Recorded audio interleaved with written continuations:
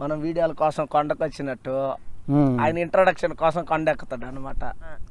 బాలయ్య బాబుతో అలాంటి సీన్ చేయించడానికి స్వర్ణ సుబ్బారావుకి ఏమన్నా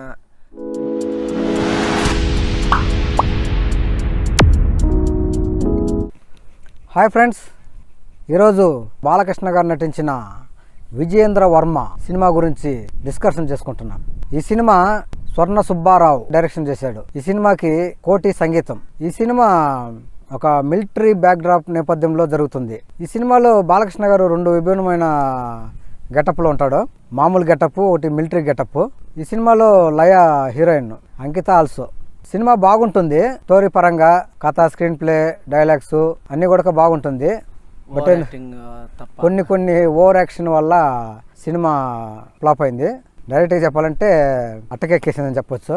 ఈ సినిమాలో చెప్పుకోవాలంటే ఇంట్రొడక్షన్ స్టార్ట్ చేద్దాం అమ్మ. మనం వీడియోల కోసం కొండకు వచ్చినట్టు ఆయన ఇంట్రొడక్షన్ కోసం కొండ ఎక్కుతాడు అనమాట. ఒక సీన్ ఉంటుంది, దాంట్లో ట్రైన్ కింద పడి ఉంటాడు అనమాట.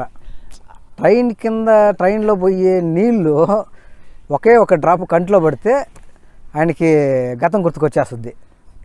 ఏ నీళ్ళు అది, ఏం కర్మ.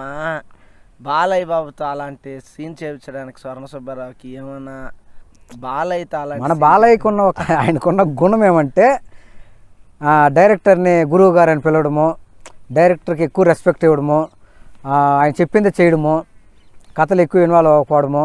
ఆయన చేసుకున్న కొన్ని మిస్టేక్స్ వల్ల కొన్ని సినిమాలు డైరెక్టర్ ఇది ఇలా చేస్తే బాగుంటుంది, అలా చేస్తే బాగుంటుంది అని ఎక్కడ కూడా సజెషన్ ఇవ్వకుండా చెప్పింది చేసుకొని పోవడమే, చిన్నపిల్లలాగా చెప్పింది చేసుకొని పోవడమే ఆయనకున్న మనస్తత్వము. అందువల్లే పల్నాటి బ్రహ్మనాయుడు, అల్లరి పిడుగు, విజయేంద్ర వర్మ, వీరభద్ర ఇవన్నీ కూడా యావరేజ్ మూవీస్ అయిపోయినాయి. సో ఈ సినిమా గురించి చెప్పాలంటే పెద్దగా విశేషాలు ఏముండవు. దాంట్లో 2-3 ఓవర్ యాక్టింగ్ సీన్లు ఉంటాయి అన్నమాట. ఒక ఇంట్రొడక్షన్ ఓవర్తో ఉంటుంది. మనం వీడియో చేయడానికి గుట్లకు వచ్చినట్టు ఆయన ఇంట్రొడక్షన్లో గుట్లు ఎక్కుతూ ఉంటాడు. కొండలు ఎక్కుతుంటే ఇంతకీ ఆయన ఎందుకు ఎక్కుతాడు? కుందేలు అక్కడ ఎందుకు వెళ్ళింది?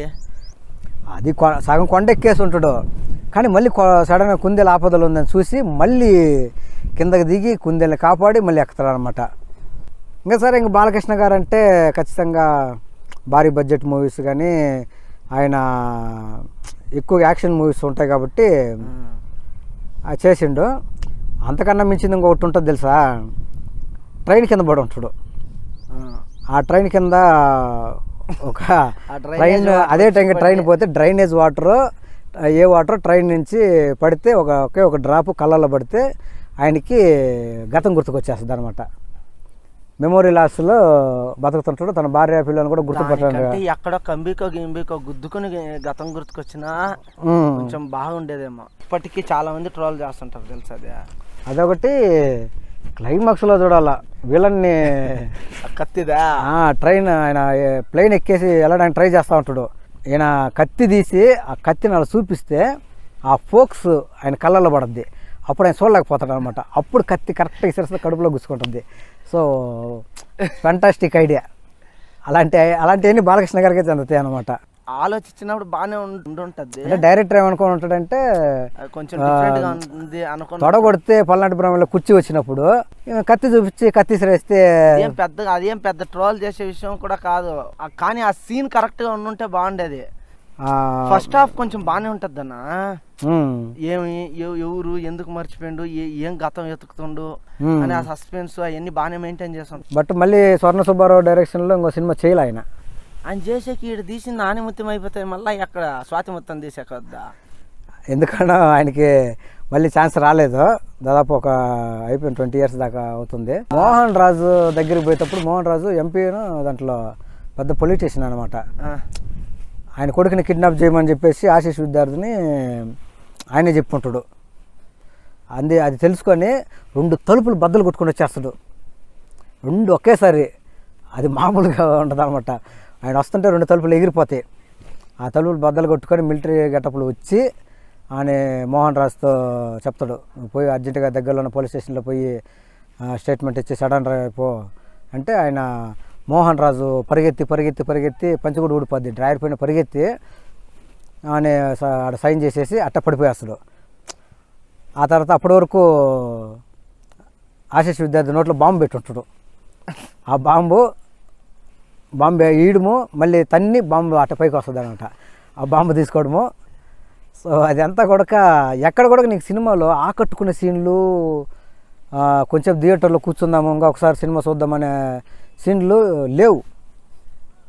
అందువల్ల కోటి గారు అసలు బాలకృష్ణ గారికి పెద్దన్నయ్య, వంశానికి ఒకడు, మంచి సాంగ్స్. అలాంటి సాంగ్స్ ఇచ్చిన ఆయన ఈ సినిమాకి ఎందుకు మంచి సాంగ్స్ ఇవ్వలేకపోయిందో తెలియదు. స్వర్ణ సుబ్బారావు గారు సెలెక్ట్ చేసుకోలేదు నాకు తెలిసి, అంటే డైరెక్టర్ది ఎక్కువగా చెయ్యి ఉంటుంది కాబట్టి ఆయన సెలెక్ట్ చేసుకోలే. నాకు ఇలాంటిదే కావాలి, ఇలాంటి ట్యూన్సే కావాలి అని చెప్పే ఇది డైరెక్టర్ ఉంటుంది కాబట్టి డైరెక్టర్ సెలెక్ట్ చేసుకోలే.